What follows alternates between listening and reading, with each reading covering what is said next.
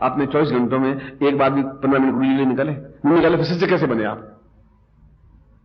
फिर तो स्वार्थ बन गया, शिष्य नहीं बने ना। उनके लिए कुछ नहीं कर पाए, पत्नी के लिए किया, बेटों के लिए किया, अपने लिए किया, भोजन के लिए किया, पेट भरने के लिए किया, पर गुरु के लिए नहीं कर पाए। जब नहीं कर पाए तो फिर शिष्य शब्द नहीं बन पाए। आप पत्नी के लिए नहीं करेंगे, 2-3 दिन कुछ करेंगे नहीं तो पत्नी लड़ेगा, करने लग जाएगी। करना ही पड़ेगा आपको, नहीं खाना खिलाना ही पड़ेगा उनको। वो अल्लाह करेगी तो उसका सुनना ही पड़ेगा, आप अल्लाह करेंगे तो उसको सुनना पड़ेगा। वो कुछ ना कुछ एक्टिविटी तो होनी चाहिए ना, तो मालूम पड़ेगा पति पत्नी है।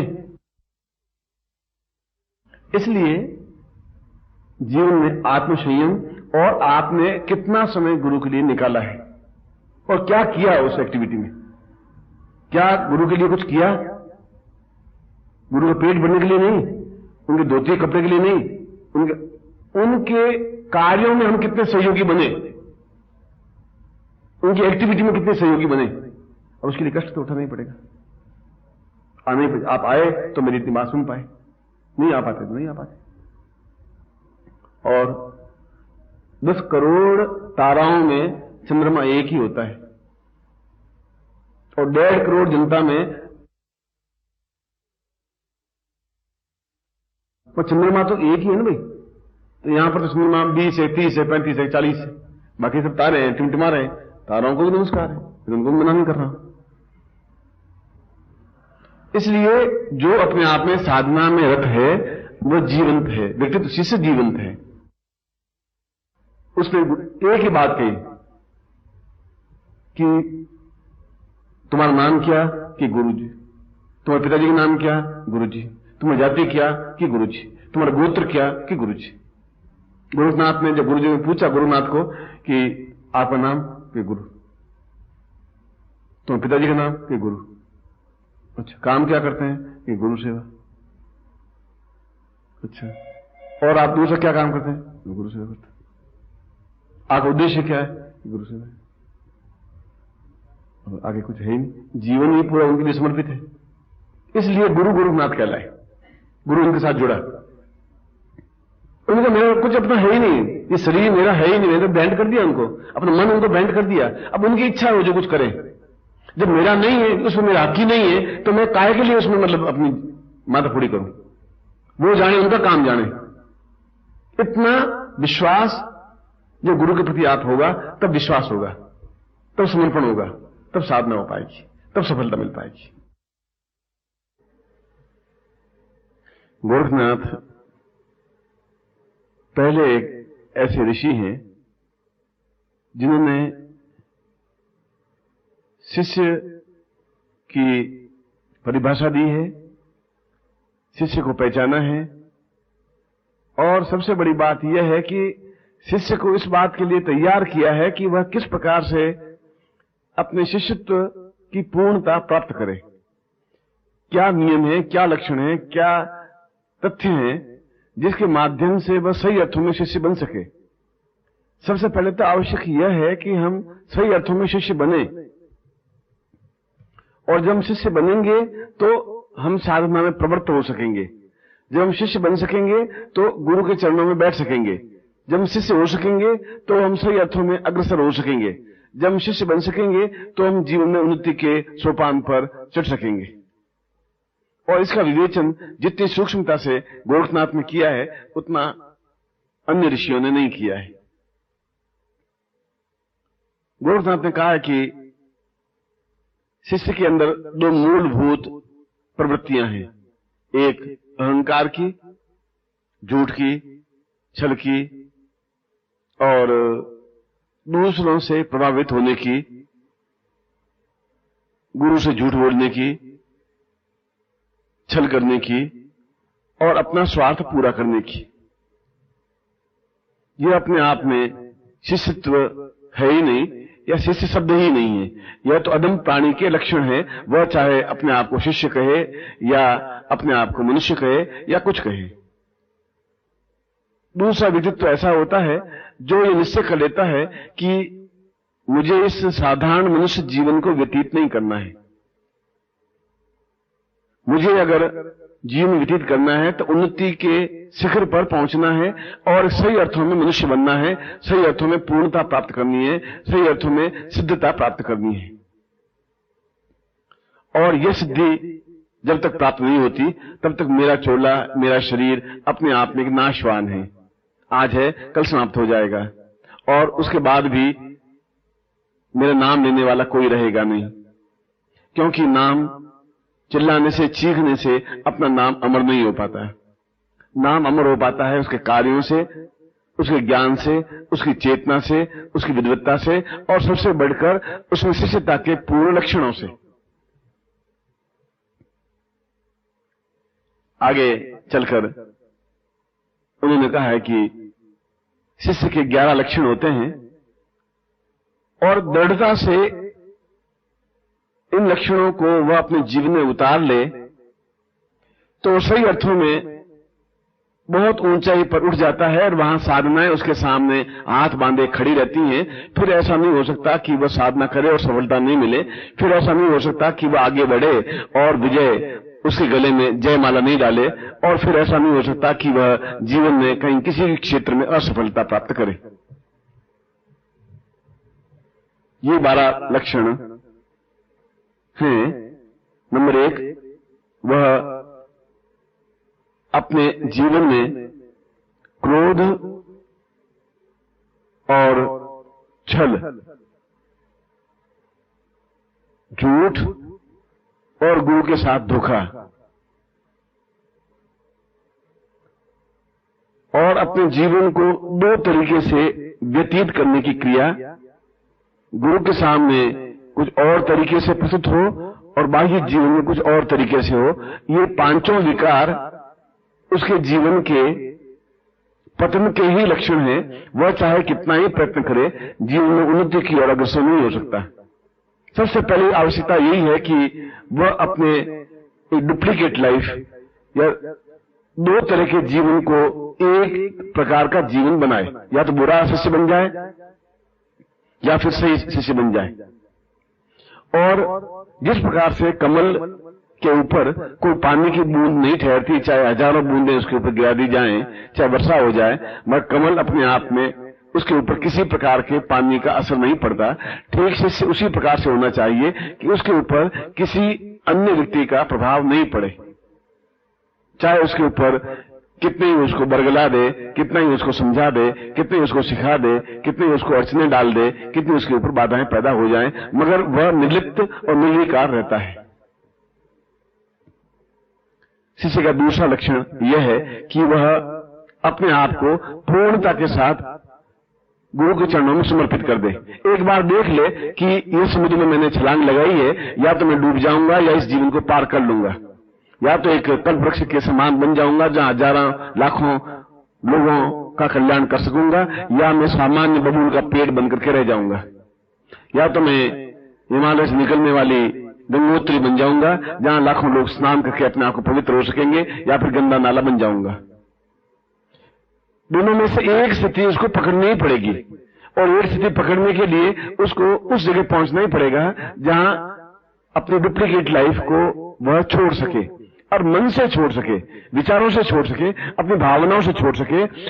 और जब भी उसके मन में ऐसी विसंगति दूसरों के कहने से आए तो सबसे अच्छा गुण और तरीका यह है कि वह गुरु के चरणों में जाकर अपनी कमियों को 2 टूक साफ शब्दों में कह दे कि गुरुदेव, मेरे मन में ऐसे विकार उत्पन्न हो रहे हैं, मैं चाहता हूं इन विकारों को दूर करना, मगर हो नहीं पा रहे हैं, दूसरों का प्रभाव मेरे ऊपर पड़ रहा है, जबकि मुझे दुनिया में रहना है और दुनिया में उन लोगों के विचार मेरे ऊपर हावी होने लगे हैं, जबकि आपने मुझे कहा है कि तुम कमल की तरह रहो।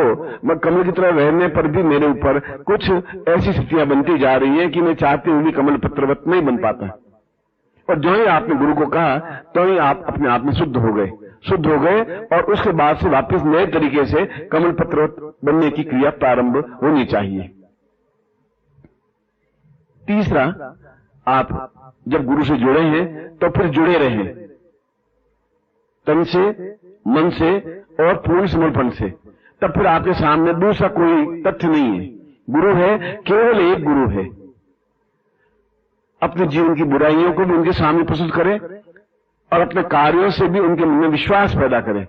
उनको एहसास कराए कि मैं आपका दाहिना हाथ हूं, मैं आपकी छाया हूं, जहां आप खड़े हैं वहां मैं खड़ा हूं। आपके ऊपर प्रहार होगा, उससे पहले मेरे ऊपर प्रहार होगा। आप मुझे कठिन से कठिन परिस्थिति में डाल करके देख लें, मैं विचलित नहीं होऊंगा। आप मुझे टेस्ट कर लें, आजमा लें, आप मुझे किसी तरीके से देख लें, जिस तरीके से आपको भरोसा हो सके उस तरीके से मुझे तपा करके, जला करके देख लें कि मैं खरा कुंदन हूं और खरे सोने की तरह ही आपके सामने प्रस्तुत हो सकूंगा। और जब ऐसी स्थिति बनेगी तो गुरु अपने तरीके से उसकी परीक्षा लेगा और उसको पता ही नहीं चलेगा और वह समझ जाएगा कि वास्तव में विश्वास पात्र है। और जब आप विश्वास पात्र बने तो फिर बने रहें, क्योंकि धोखा शब्द पूरे जीवन का सत्यानाश कर देता है। डुप्लीकेट लाइफ जीवन को बर्बाद कर देती है। अपने आप को किसी गुट में जोड़ना या किसी का बन जाना और गुरु के साथ छल करना अपने आप में शिष्यता का एक पतन का चिन्ह है। इसकी अपेक्षा शिष्य बने ही नहीं। बने तो अद्वितीय शिष्य बने कि आने वाले लोग उनको याद रख सके। हनुमान की तरह बने कि जहां उनके ओठों पर, शब्दों में, रोम रोम में कि राम के अलावा कोई शब्द ही नहीं है। अगर कोई शब्द है तो वो राम है।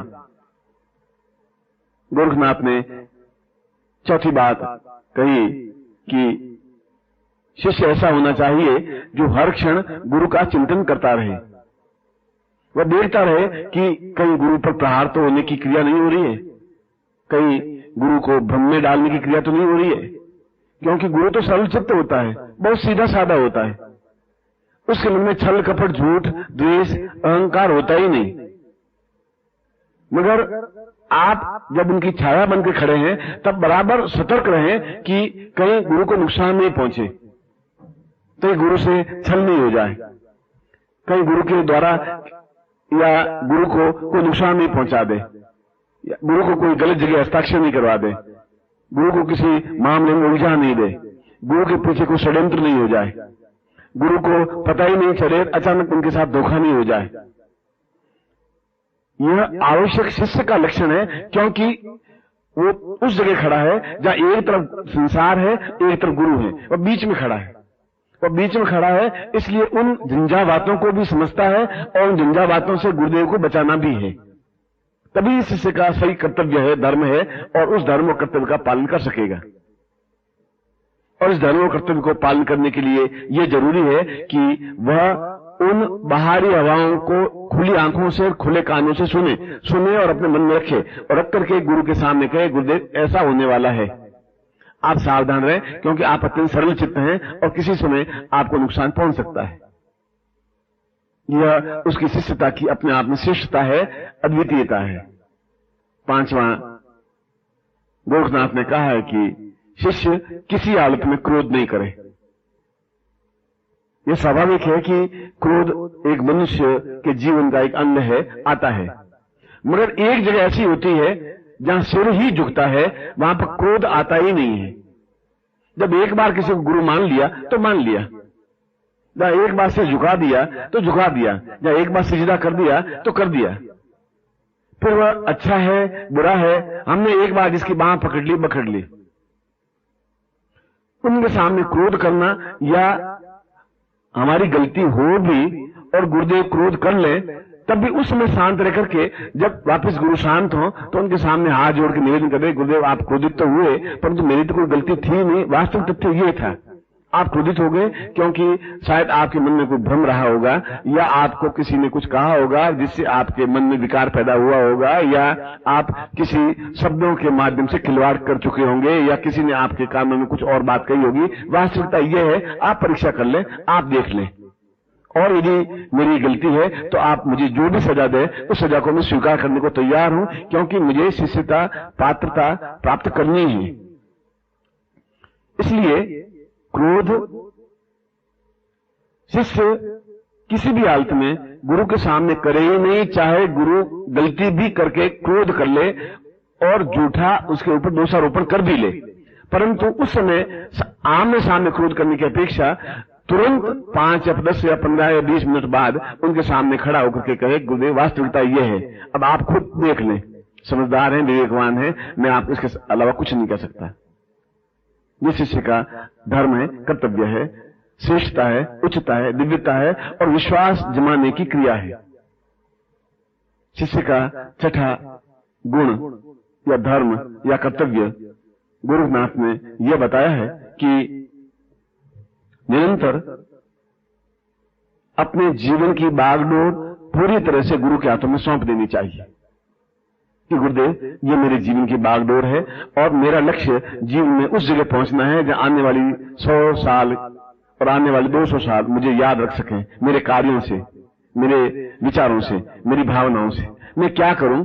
और ये जीवन आपके हाथ में है, आप जिस प्रकार से भी इस जीवन को यूज करना चाहें, प्रयोग करना चाहें, उपयोग करना चाहें, आप करें, क्योंकि आप ही इस जीवन के रखवाले हैं। और अगर आप ही नहीं होंगे तो फिर मेरा शिष्य बनना ही अपने आप में व्यर्थ हो जाएगा, उद्देश्यहीन हो जाएगा। इसलिए मुझे समय समय पर टोकते रहें, ठोकर मारते रहें, छाती पे प्रहार करते रहें, समझाते रहें, मुझे ये बताते रहें कि मैं गलती कहां कर रहा हूं, क्योंकि मुझे मालूम नहीं पड़ रहा है कि मैं गलती कहां कर रहा हूं। और मैं गलती को सुन करके क्रोध नहीं होऊंगा, मेरे अंदर क्रोध प्राप्त नहीं होगा, मगर एक भावना पैदा होगी कि गुरुदेव मेरे हैं और मुझे बराबर समझा रहे हैं, और जो गुरुदेव समझाएं उनको हृदय में उतारने की क्रिया है। बार बार मन को परिवर्तित कर देना तो बहुत ओछेपन का कार्य है। बार बार गलत आदमी की संगति से तो अच्छे से अच्छा व्यक्ति भी अपने आप में निम्न स्तर का बन जाता है। ऐसे व्यक्ति से अपने आप को दूर रखना ही जीवन का धर्म और कर्तव्य है। गर्म हवाओं से और तूफान से अपने आप को बचा करके किसी की ओट में खड़े होना ही समझदारी है। तूफान के बीच में खड़े होने से कोई फायदा नहीं है। जो व्यक्ति आपको भ्रमित करे, जो व्यक्ति आपको दुष्चक्र में डाले, जो व्यक्ति आपको नुकसान पहुंचाने की चेष्टा करे, जो व्यक्ति आपके मन को भ्रमित करके आपके मस्तिष्क को बिगाड़े, उस व्यक्ति से यथासंभव दूर रहें और ठीक उसी प्रकार से खड़े रहें जैसे उसने कहा, हमने सुना ही नहीं। यह गुरुदेव के प्रति शिष्य की सबसे बड़ी सेवा होती है।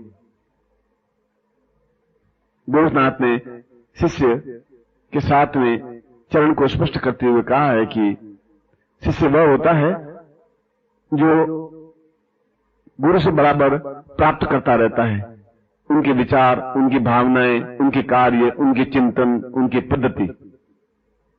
गुरु कहे वह करे, जो गुरु करे वह आपको करने की जरूरत नहीं है। ये मूलभूत तथ्य है।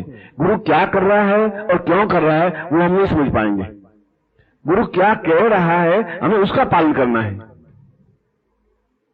गुरु ने क्या पहना है वह हमें पहनने की जरूरत नहीं है। गुरु कहां जा रहा है यह हमें जानने की जरूरत नहीं है। गुरु ऐसा क्यों कर रहे हैं यह हमें समझने की जरूरत नहीं है। हमें तो केवल गुरु कहे उसका पालन करना है। गुरु वो लीला क्यों कर रहे हैं यह गुरु जाने।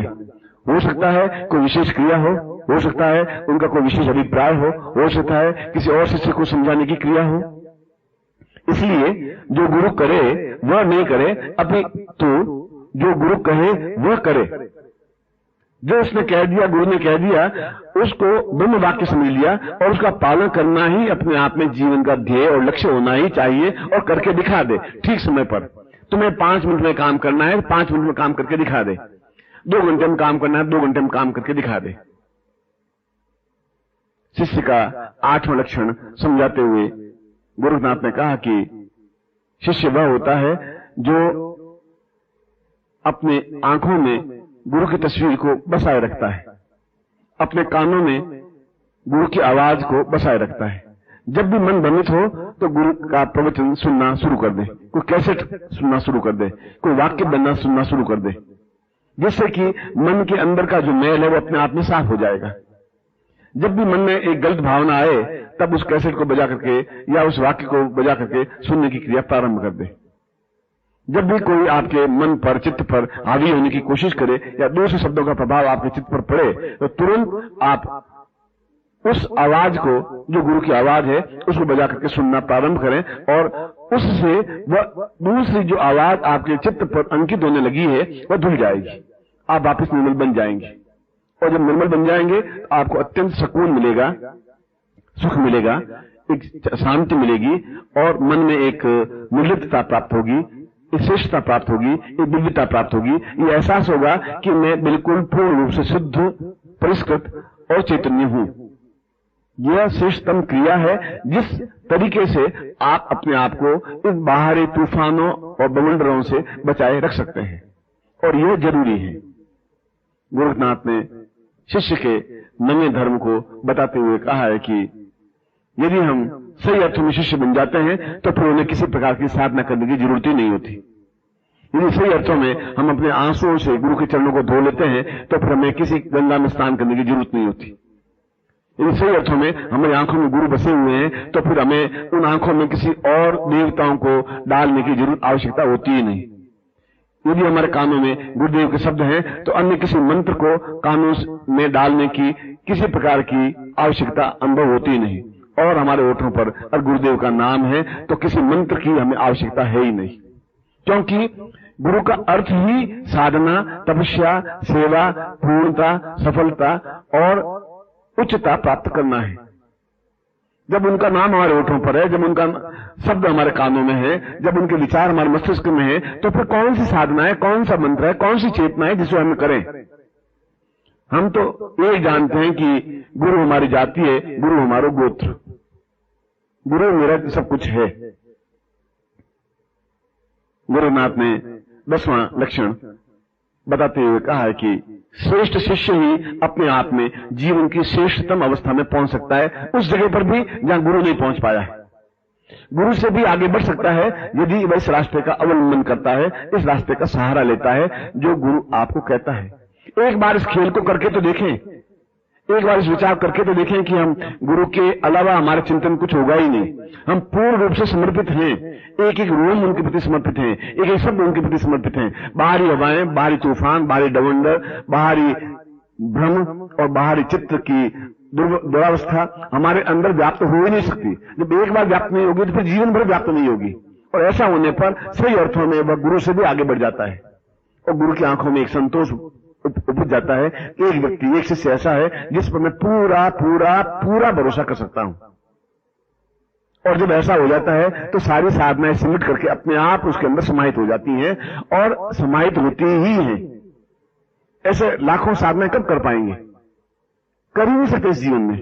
उन लाखों साधनाओं का निचोड़ यही है कि हम अपने आप में पूर्ण रूप से गुरु के शब्दों, विचारों, भावनाओं, ध्येय, चिंतन के अलावा न चिंतन करें, न सोचें, न विचारें, न सुने, न देखें। ये अपने आप में श्रेष्ठतम साधना की अवस्था है। गोरखनाथ ने शिष्यता की 11वीं परिभाषा देते हुए कहा है कि शिष्य वह कहलाता है जो हर समय गुरु के हितों की रक्षा करता रहे, क्योंकि गुरु के पास सैकड़ों हजारों काम होते हैं, सैकड़ों हजारों क्रियाएं होती हैं, और इसके बावजूद भी वो सरल चित्त होता है। वह छल, झूठ, कपट में व्याप्त होता नहीं। इसलिए बाहरी छल, झूठ, कपट और गुरु के बीच में आप खड़े रहें।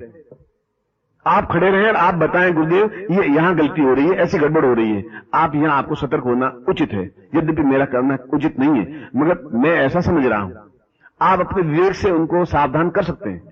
या आपके हृदय पर कुछ दूसरे विकार पड़ रहे हो तो आप तुरंत गुरुदेव मेरे हृदय पर ऐसे दूसरे भावनाएं, दूसरे विचार आ रहे हैं, आपके प्रति गाली निकल रही है, आपके प्रति दुरावस्था निकल रही है, आपके प्रति छल पैदा हो रहा है, मैं क्या करूं, मैं बहुत कोशिश कर रहा हूं, ठीक नहीं हो पा रहा हूं। ऐसा कहते ही अपने आप में तुम्हारे चित्त पर जो दूसरे अक्षर लिखे हुए वे अपने आप में धुल जाएंगे, साफ हो जाएंगे।